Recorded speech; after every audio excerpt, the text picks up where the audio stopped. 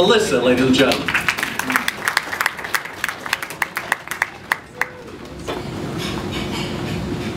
Hello. So for those of you who don't know me, I was the one that came up here in April, I believe it was, and told you about me being a phone sex operator and telling my parents all about it. Let's see, in July, I started to dress like a woman in my room. I did my legs up and bought the bra and everything, and all the women that I work with were like, "You look fantastic. You need to go out.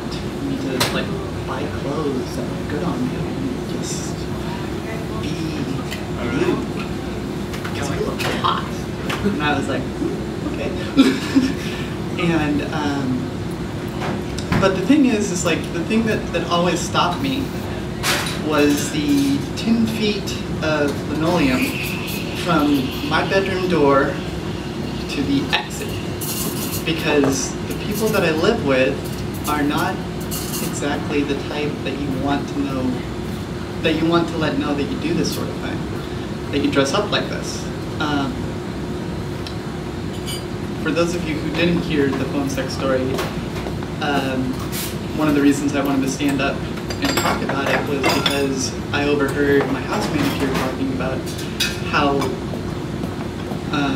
gross and disgusting it was to have a housemate that was gay that brought over his boyfriend who was dressed like a woman and talking like a woman. And it just tore me up inside. And that's why I came out to my parents about it. And that's why I came here and did the thing about it. But I know that I can't tell him that I do this because then I won't have a place to live anymore. He'll find some reason. So I'm still doing the whole lingerie thing, taking pictures and showing people, and they're all like, "Your legs are awesome. You look great, right?" And so I'm like, yeah, I know I look great. I just have to get over this barrier between my bedroom and the exit. And so one day I just said, screw it.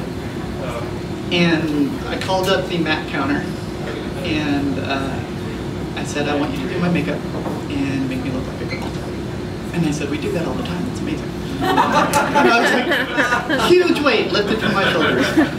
And so I went there and they did my makeup. This was not last weekend, but the weekend before.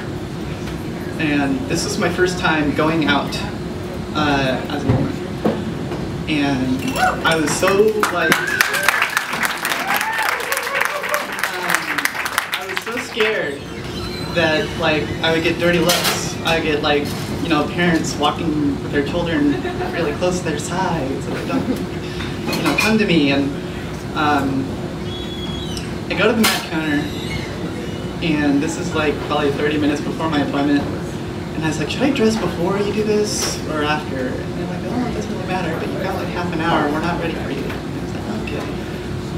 And they had a Starbucks next to it, and so I went to the Starbucks and I went into the bathroom.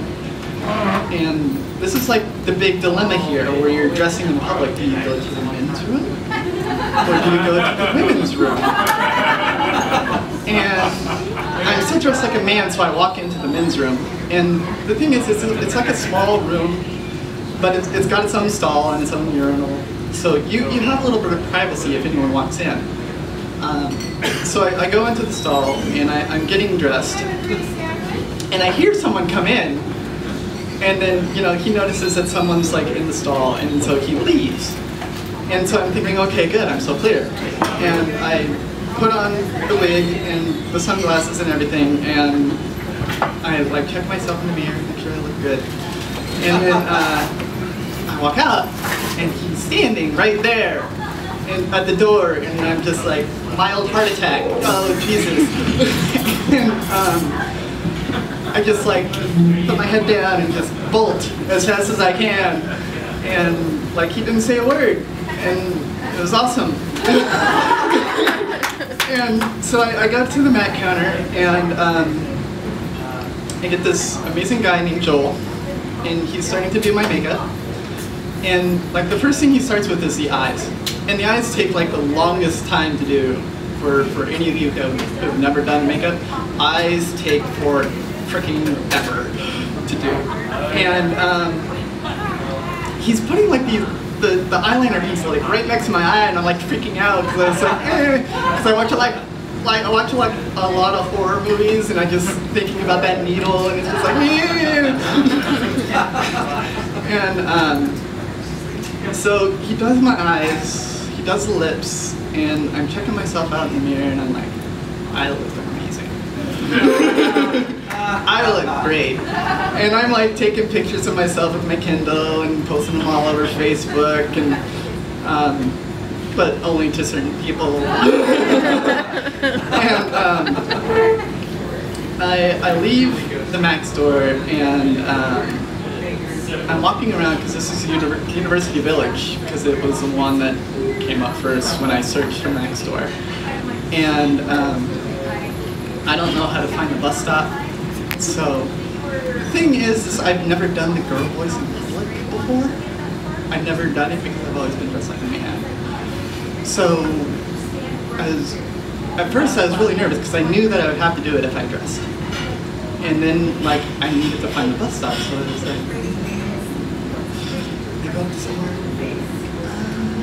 excuse me? And they're like, yes, miss? I was like, and I was like, do you know where the bus stop is to get downtown? And they're like, oh no, it's just right over here. And I was like, oh, thank you, and just laughed, and I was like, yay! And I get to the bus stop, and I can feel everyone's eyes on me, but at the same time I can feel everyone not paying attention to me at the same time. And that's awesome.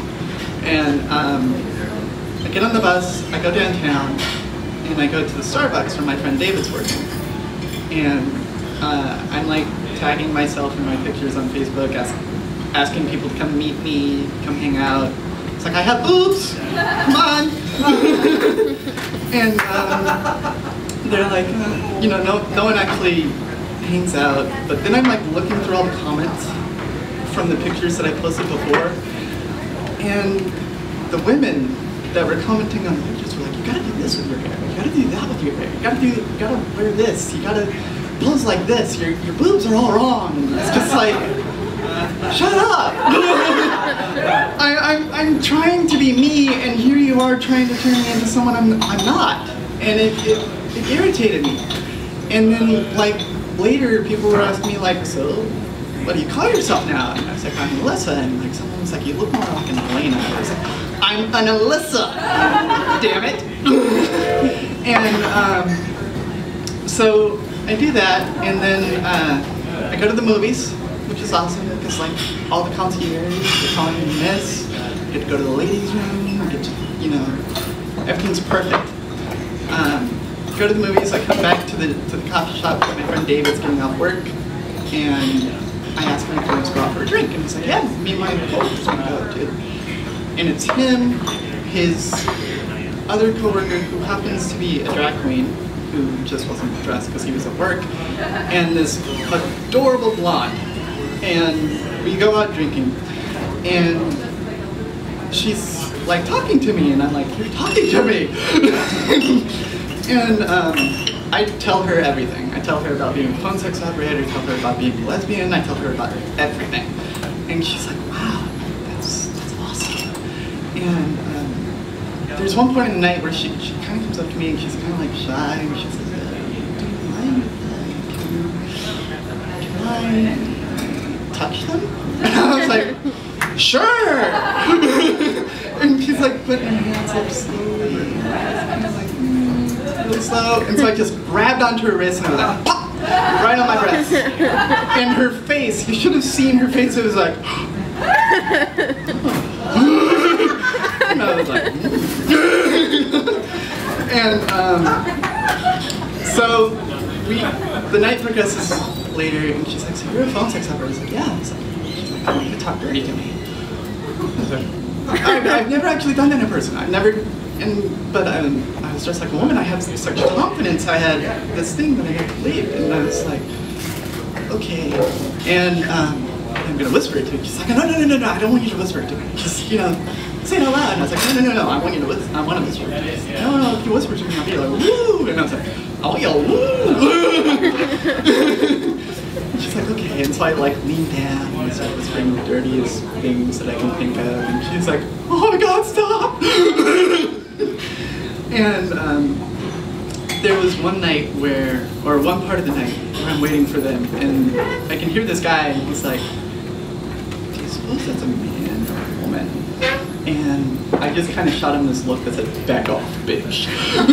And he was like, and I head home.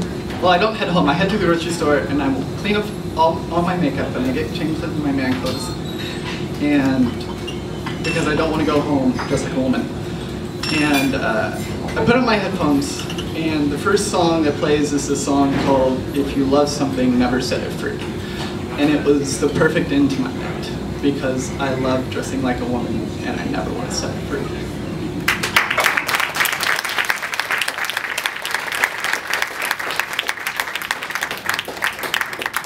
Thank you, Alyssa. That was, you know, when Alyssa started telling stories here earlier this year, we got to know him as, can I say? Yeah. Elliot. And we've been here for the whole arc as he's changed. It's amazing. And like, here's something, by the way, does it work if I just go up to any woman and say, can I touch them? It's like, where's the line? Be a woman. Oh, that's the problem. That's what's been going on. Okay. We'll all be standing in Or if I dressed up, maybe I'll borrow those. Now, okay, thank you for finally explaining that, because it hasn't been working.